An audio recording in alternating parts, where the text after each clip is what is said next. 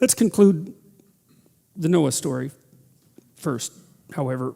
When we ended last time, the ark had come to its resting place, and Noah and his family had debarked. And so this is the stories of what occurs immediately afterwards. It's a very short story, but I think it's very relevant for both of these stories, the Tower of Babel as well, very relevant for our current times. And the sons of Noah that went forth of the ark were Shem and Ham and Japheth. And Ham is the father of Canaan. These are the three sons of Noah, and of them was the whole earth overspread. And Noah began to be a husbandman, and he planted a vineyard. And he drank of the wine and was drunken, and he was uncovered within his tent. And Ham, the father of Canaan, saw the nakedness of his father and told his two brethren without. And Shem and Japheth took a garment and laid it upon both their shoulders and went backward and covered the nakedness of their father. And their faces were backward, and they saw not their father's nakedness. And Noah awoke from his wine and knew what his younger son had done unto him. And he said, Cursed be Canaan, a servant of servants shall he be unto his brethren. And he said, Blessed shall be the Lord God of Shem, and Canaan shall be his servant. And God shall enlarge Japheth, and he shall dwell in the tents of Shem, and Canaan shall be his servant. And Noah lived after the flood 350 years, and all the days of Noah were 950 years, and he died. And the whole earth was of one language and of one speech. Okay, so I remember thinking about this story.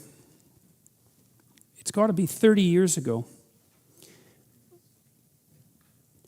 And I think the meaning of the story stood out for me. Sometimes, when you read complicated material, sometimes a piece of it will stand out. It's, for some reason, it's like it glitters, I suppose. That might be one way of thinking about it. You're in sync with it, and you can understand what it means. I've really experienced that reading the Tao Te Ching, which is a document I would really like to do a lecture on at some point. Because some of the verses I don't understand, but others stand right out and I can understand them. And I think I understood what this part of the story of Noah meant. And I think it means, we talked a little bit about what nakedness meant in the story of Adam and Eve. And the idea essentially was that to know yourself naked is to become aware of your vulnerability, your physical boundaries in time and space, and your fundamental physiological insufficiencies as they might be judged by others. So there's biological insufficiency that's sort of built into you because you're a fragile, mortal, vulnerable, half-insane creature, and that's just an existential truth. And then, of course, even merely as a human being, even with all those faults, there are faults that you have that are particular to you that might be judged harshly by the group. Well, will definitely be judged harshly by the group. And so to become aware of your nakedness is to become self-conscious and to know your limits and to know your vulnerability. And that's what is revealed to Ham when he comes across his father naked. And so the question is, what does it mean to see your father naked? And it seems to me, and especially in an inappropriate manner like this, it's as if Ham, he does the same thing that happens in the Mesopotamian creation myth when Tiamat and Apsu give rise to the first gods. They're the father of the eventual deity of redemption, Marduk. They're very careless and noisy, and they kill Apsu, their father, and attempt to inhabit his corpse. And that makes Tiamat enraged, and so she bursts forth from the darkness to do them in. It's like a precursor to the flood story, or an analog to the flood story. And I see the same thing happening here with Ham, is that he's insufficiently respectful of his father. And the question is exactly, what does the father represent? And you could say, well, there's the father that you have, and that's a human being, that's a man like other men, a man among men. But then there's the father as such, and that's the spirit of the father. And insofar as you have a father, you have both at the same time. You have the personal father that's a man among other men, just like anyone other's father. But insofar as that man is your father, that means that he's something different than just another person. And what he is the incarnation of the Spirit of the Father. And to see that, to take it to what? To disrespect that carelessly. Maybe even, like Noah makes a mistake, right? He produces wine and gets himself drunk. And you might say, well, if he's sprawled out there for everyone to see, it's hardly Ham's fault if he stumbles across him. But the book is laying out a danger. And the danger is that, well, maybe you catch your father at his most vulnerable moment, and if you're disrespectful, then you transgress against the Spirit of the Father. And if you transgress against the Spirit of the Father and lose respect for the Spirit of the Father, then that is likely to transform you into a slave. That's a very interesting idea, and I think it's particularly interesting, maybe not particularly interesting, but it's particularly germane, I think, to our current cultural situation, because I think that we're pushed constantly to see the nakedness of our father, so to speak, because of the intense criticism that's directed towards our culture and the patriarchal culture, so to speak. We're constantly exposing its weaknesses and vulnerabilities and, let's say, nakedness. And there's nothing wrong with criticism, but the thing about criticism is the purpose of criticism is to separate the wheat from the chaff. It's not to burn everything to the ground, right? It's to say, well, we're going to carefully look at this. We're going to carefully differentiate. We're going to keep what's good and we're going to move away from what's bad. But the point of the criticism isn't to identify everything as bad. It's to separate what's good from what's bad so that you can retain what's good and move towards it. And to be careless at that is deadly, because you're inhabited by the Spirit of the Father, right? Insofar as you're a cultural construction, which of course is something that the postmodern neo-Marxists are absolutely emphatic about. You're a cultural construction.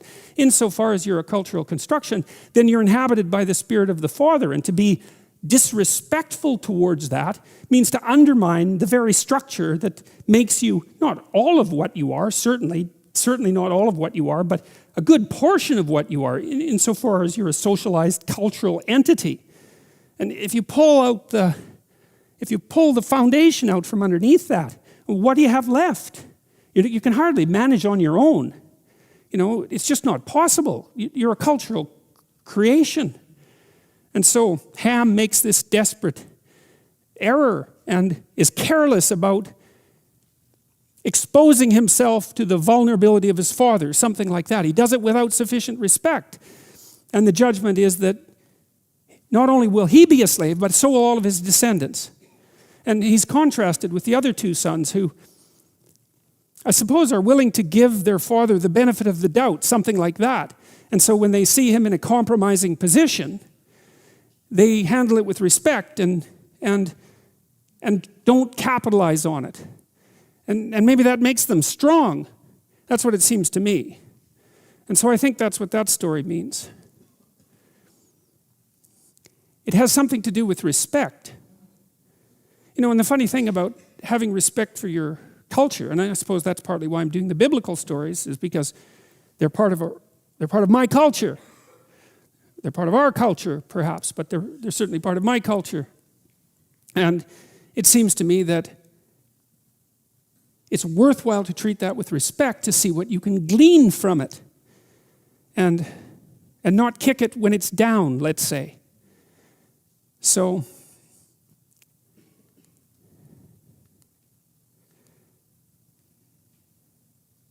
that's how the story of Noah ends. And the thing too is Noah is actually a pretty decent incarnation of the Spirit of the Father, which I suppose is one of the things that makes Ham's misstep more egregious, is that, Noah just built an ark and got everybody through the flood, man, It's not so bad. And so maybe the fact that he happened to drink too much wine one day wasn't enough to justify humiliating him.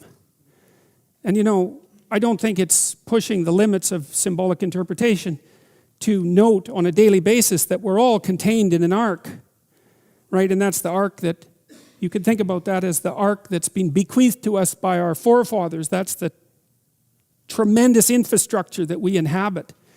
that we take for granted because it works so well, that protects us from things that we can't even imagine, and we don't have to imagine because we're so well protected.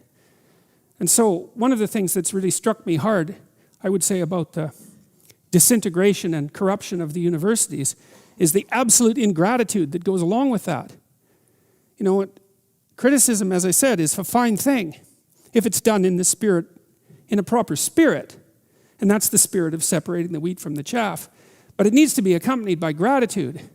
And it does seem to me that anyone who lives in the West, in the Western culture at this time in history and in this place, and who isn't simultaneously grateful for that is half blind, at least, because it's never been better than this.